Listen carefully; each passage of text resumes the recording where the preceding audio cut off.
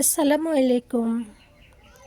আপনাদেরকে আমি আজকে আর্ট পেপার আর্ট করে দেখাবো। এটা স্কুলে সব বাচ্চাদেরই প্রয়োজন। তো যারা যারা আর্ট করতে পারেন না তারা আমার এই আর্টটা দেখে শিখে নিতে পারবেন আর্ট করা কতটা সহজ। প্রথমে আপনারা ভিতরে যেই ঘরটা করা হয়েছে সেটা স্কেল দিয়ে মেপে চারপাশে সমান করে নেবেন, তাহলে আর্টটা দ্রুত হবে আর সুন্দর হবে। এই আর্টগুলো আপনারা দেখে দেখে শিখে নিতে হয়।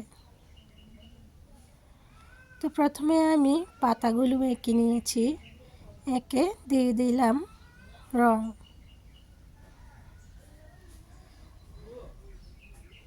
তো যারা নিয়মিত আমার ভিডিও দেখেন তাদেরকে অসংখ্য ধন্যবাদ যে আপনারা আমার পাশে আছেন সব সময়। তার জন্য আমি অনেক অনেক শুকরিয়া জানাই। তো আজকের আর্টটা কেমন হয়েছে অবশ্যই আমাকে কমেন্ট করে বলবেন।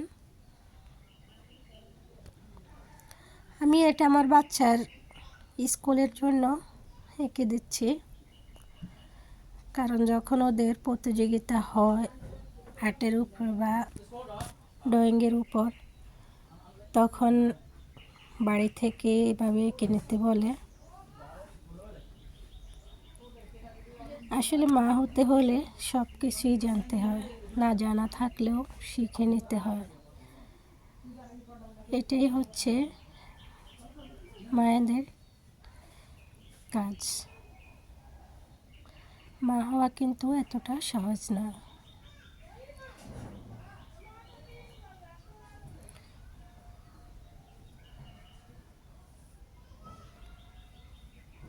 তো আমি এখন সাইডে কিছুটা ফুল এঁকে নিয়েছি, 3টা ফুলগুলোতে রং করে নিচ্ছি।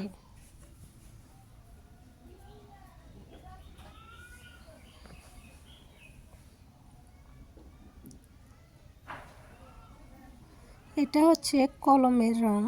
আপনারা চাইলে যে কোনো রং দিয়েও রং করতে পারেন, যার যেমন ইচ্ছে তেমনভাবেও আর্ট করতে পারেন রং কলম দিয়ে। আমি আমার মতো করে রং দিয়ে নিয়েছি। আসলে কলমের রঙগুলো এতটাই হালকা হয়, মানে এতটাই চিকন হয়, অনেক সময় লাগে ভরাট করতে। তো হয়ে গিয়েছে আমার সম্পূর্ণ রং করা।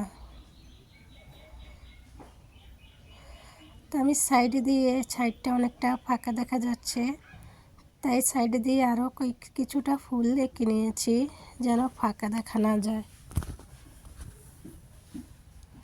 এবার ভিতরে নিজের মতো করে কিছু লেখা লিখতে পারবেন, কিছু উপদেশ, যার যেটা ভালো লাগে সেটাই লিখবেন।